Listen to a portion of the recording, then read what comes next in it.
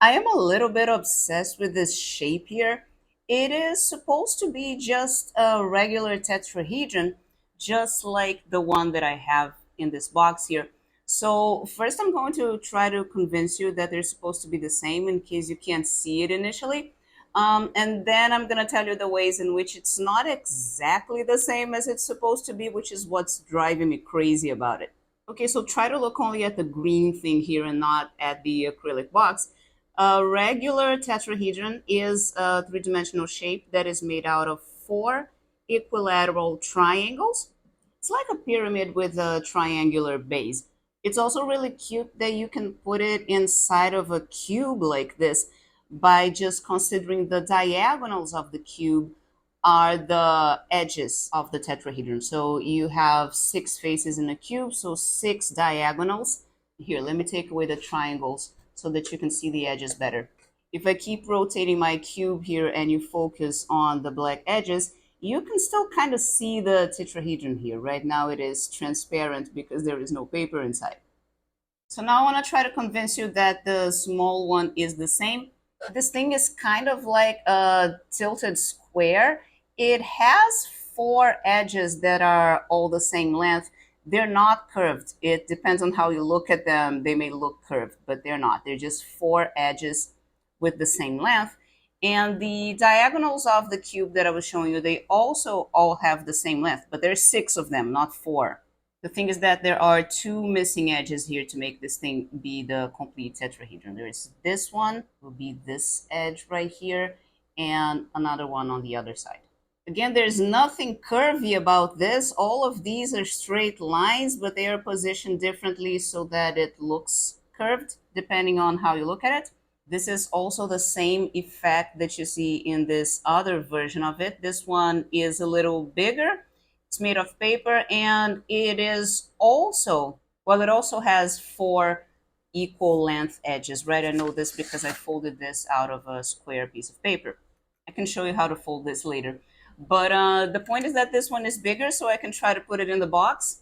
It is a little too big. It doesn't quite fit the box, but we can see which four of the six edges are actually being used in the shape. So it's these four edges here, and the other two I'm going to paint in a different color. Here you go. The orange ones are the ones that are not actually present here. If you look at it this way, they make a pair of skew lines. So the orange ones are the edges that we have to imagine with a bit of string here. Okay, so this thing is trying to be a regular tetrahedron, so the faces should be equilateral triangles. Maybe you can't see any triangle here right now, but we are going to put it over a flat piece of paper to see it better. And there you go, okay? It stays flat on the page. If you put it this way, there's a triangle underneath it. And this is going to work in all of the four corners of the shape.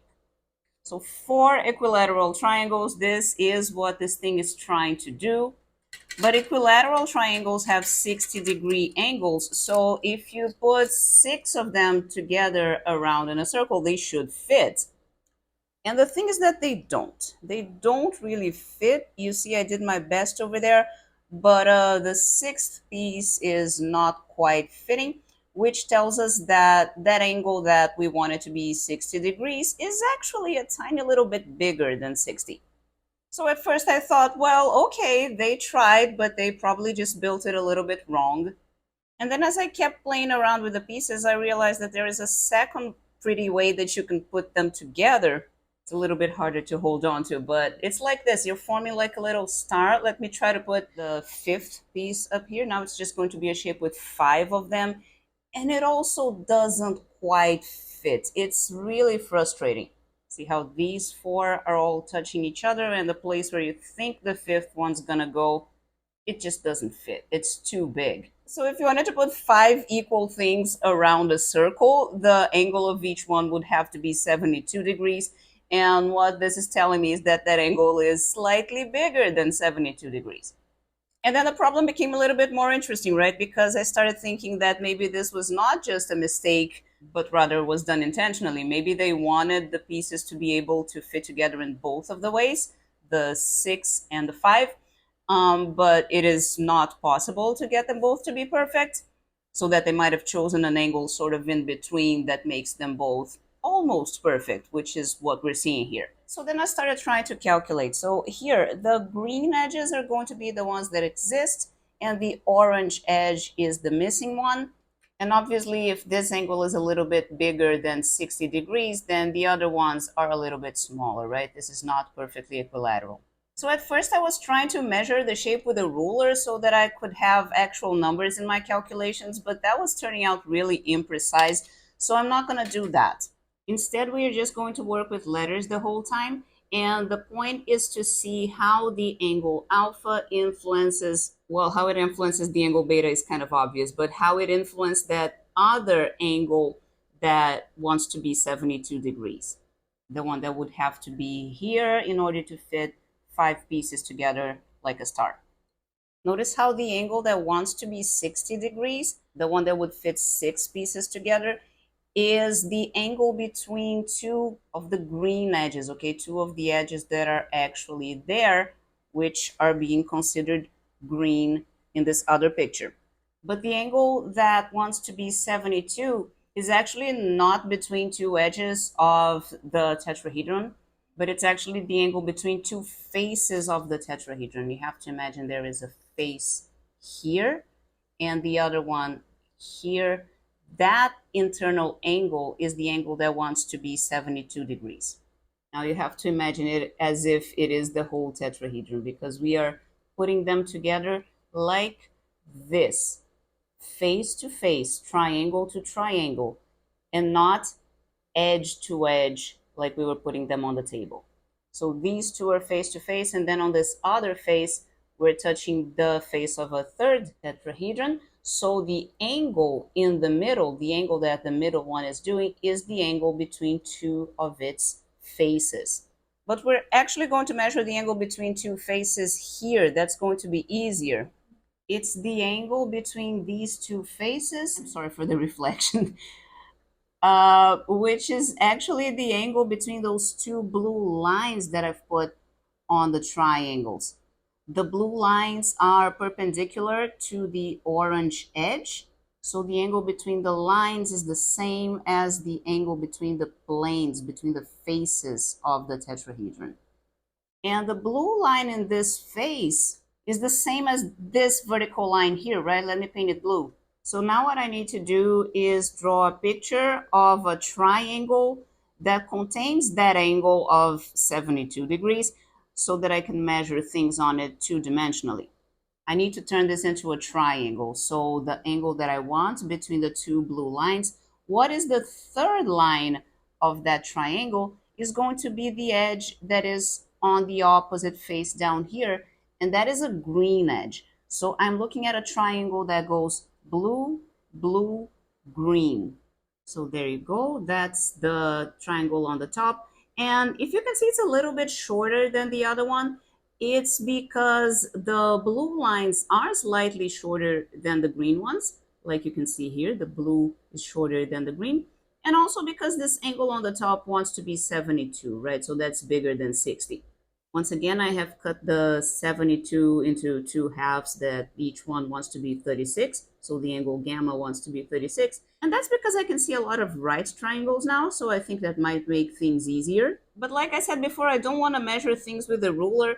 It's very close to 8 centimeters, but I don't really want to put a number 8 here on the sides.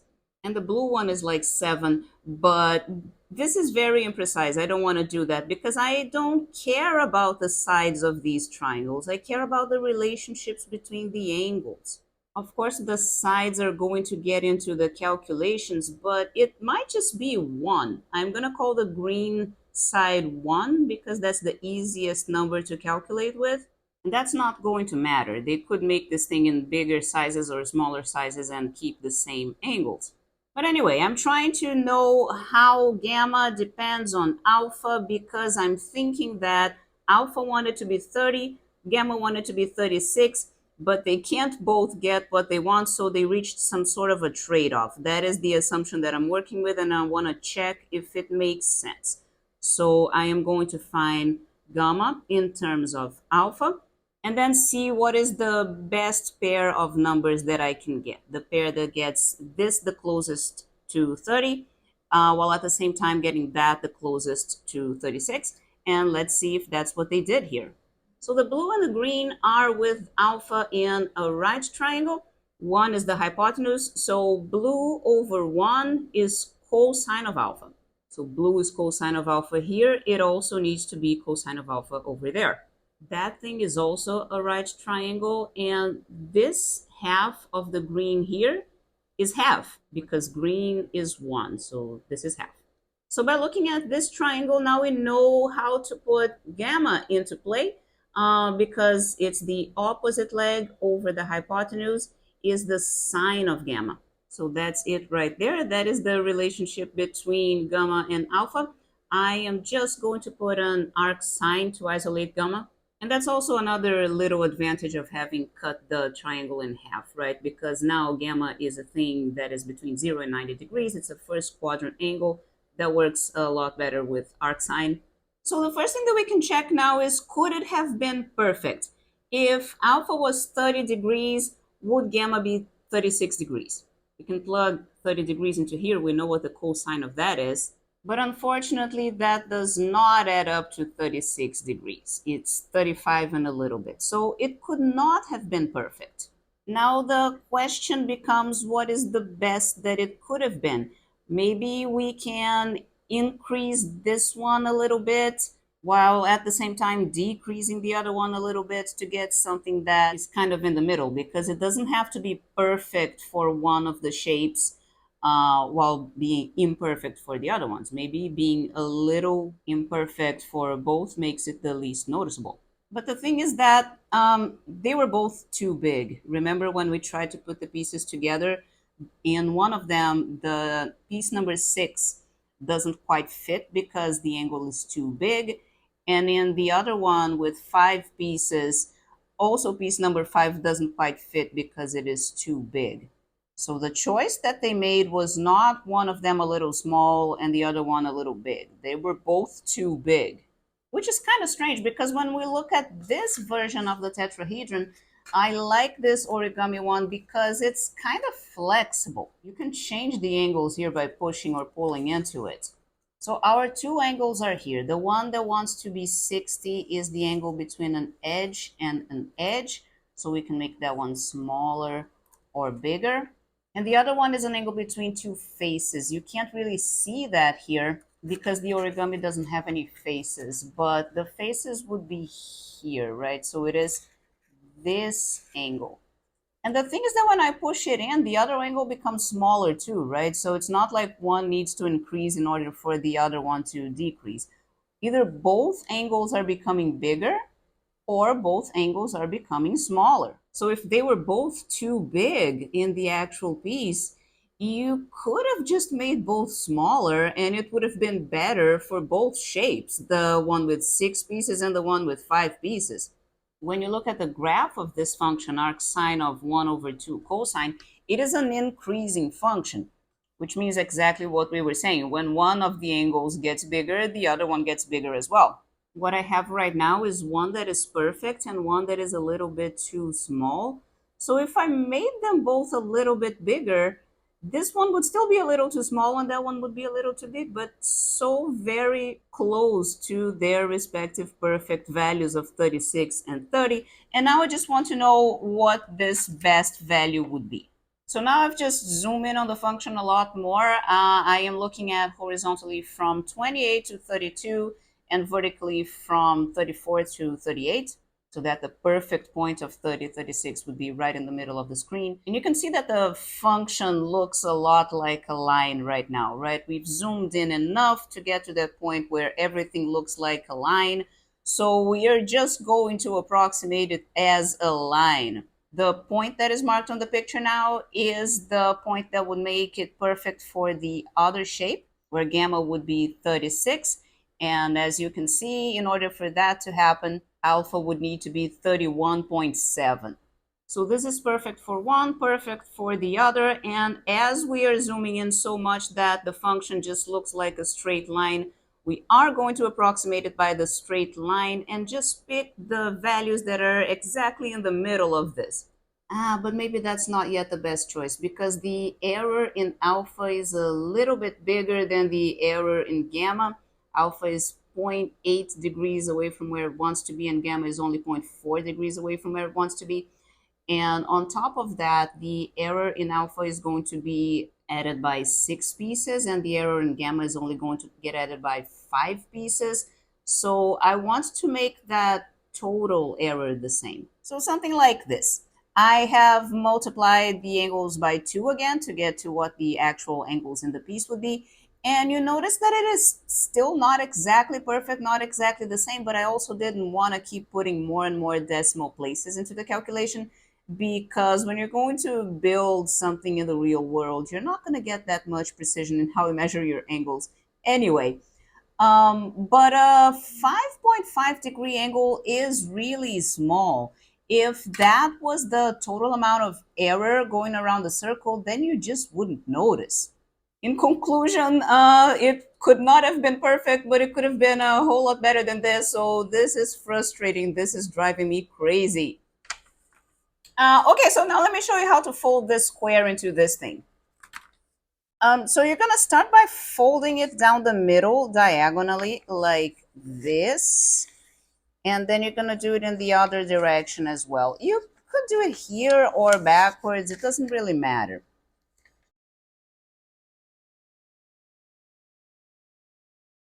Okay, so the fact that I'm doing this on grid paper is going to help a little bit now because you want to fold back and forth along thin lines of paper and just going, one goes to the front, the next one goes to the back.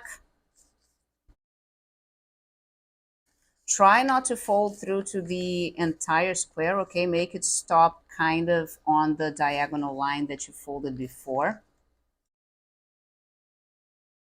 Just one going each way, and each time you fold a little bit less because you want to stop at that diagonal.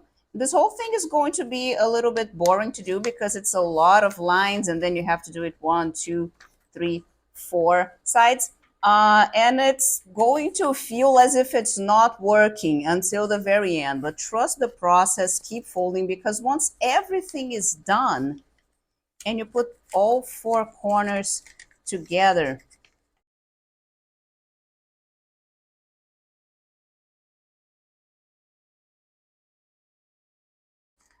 like this, then suddenly it magically works. They all 4 of them want to fold in the correct direction to make it into the tetrahedron that we were working with.